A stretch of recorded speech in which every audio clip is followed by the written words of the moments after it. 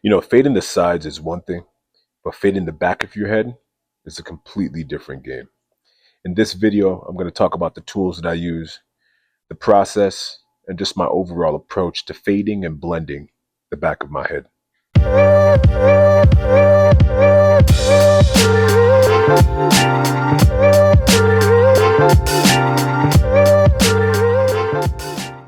All right, so first things first. You can get by with a hand mirror, but if you want to make your life 10 times easier, get a three-way mirror. This is going to make your life so much easier. When I look in mirror 3, I can see the back left side of my head in mirror 1. When I look in mirror 1, I can see the right back side of my head in mirror 3. So I always have a half view of the back side of my head. And then when I want to get a full view of the back side of my head, I use the hand mirror and I just turn around. Once I started thinking of fading as 3 sections, it completely changed the way that I approached cutting my hair. So I identified the exact area that I want to fade, whether it's the side or the back. I identify the section that I don't want to go beyond. So the X is where I don't want to go beyond. And then those 3 lines is what I create. And then those 3 lines is what I ultimately blend. And usually when I think of it that way, it all comes together. Now, when you're cutting the back of your head, it's really difficult to see certain areas. So if you think of it as organizing or being relatively strict with those 3 lines, then the blending of the hair will come a little easier. As long as you create really organized and strict lines, even if you're blending it blindly, as long as you trust what you're doing, it will come together. So I create those 3 lines and I just blend them.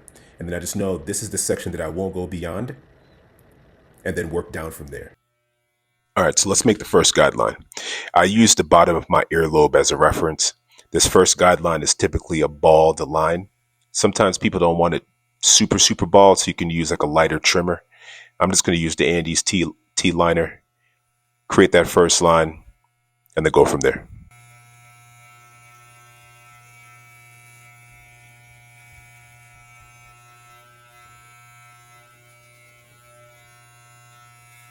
Okay, so for your second guideline, you're going to use your clippers. So the first guideline was with your trimmers. The second guideline, you're going to use your clippers. You're going to do no guard, completely open, and you're going to go up about a ½ inch above that first guideline. In the past, I've done maybe an inch above the guideline. It depends on how far or wide you want your fade to be. For this fade, I don't want it to go too far into my waves, so I'm going to use a ½ inch as my reference above that first guideline.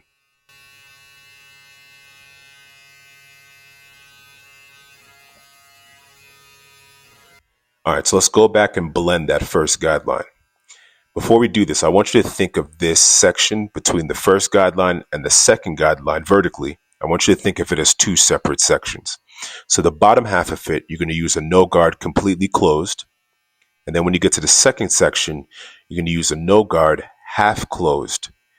And then as you continue going up within that section between the first guideline and the second guideline, the more open you want your lever to be.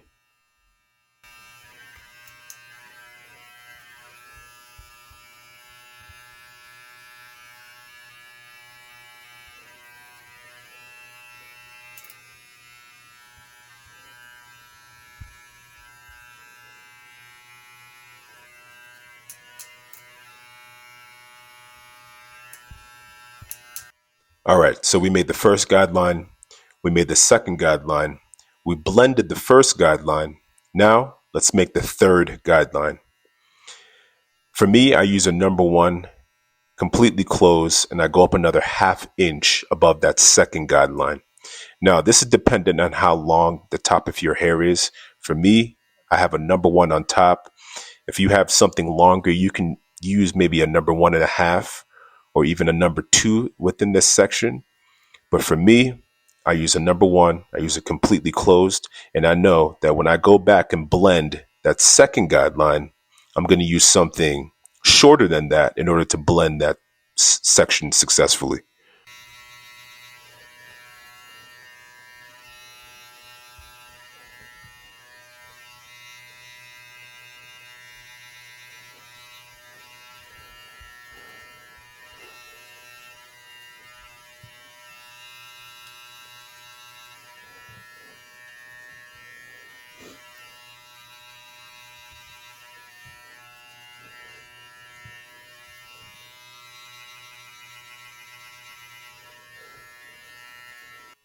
So all my guidelines have been created now. At this point, I'm just going to work my way back down. So you remember at the beginning, I told you there's a line that I know that I'm not going to go beyond. I'm going to use a number 2. I'm going to use it completely closed. I'm going to blend this section and then progressively work my way down from that area.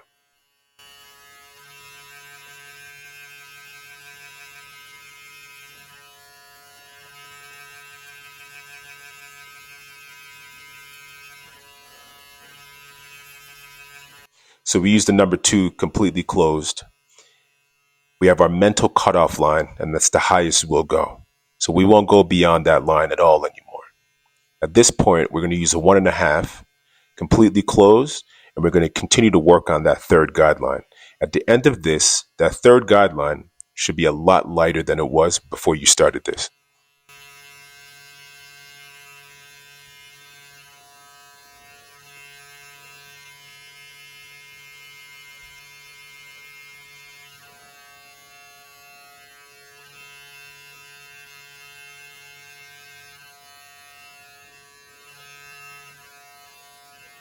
So I can still see that third guideline. It's faint, but I can still see it.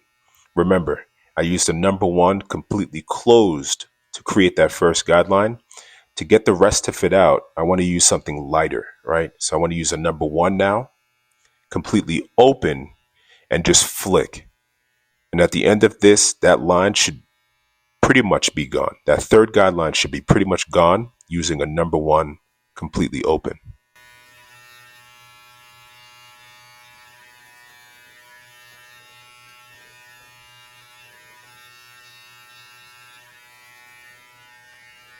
Okay, so the last step, we can't forget about blending the second guideline. Sometimes, like this situation right now, sometimes that second guideline is just a lot lighter than other times. Right now, mine is really, really light, so I can barely even see that second guideline. But I want to go back in there with a half guard completely open to half closed in order to really get rid of that second guideline.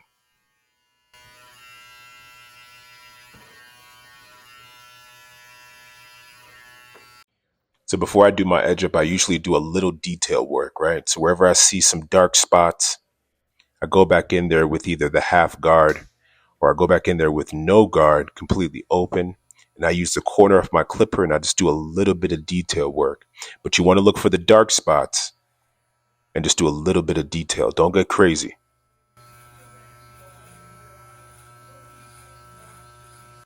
So at this point, your fade should be good. But what really brings the fade together is your lineup. You're going to really see the contrast now after you do the lineup. So follow the natural flow of your hairline. Make sure you brush any of the overhang.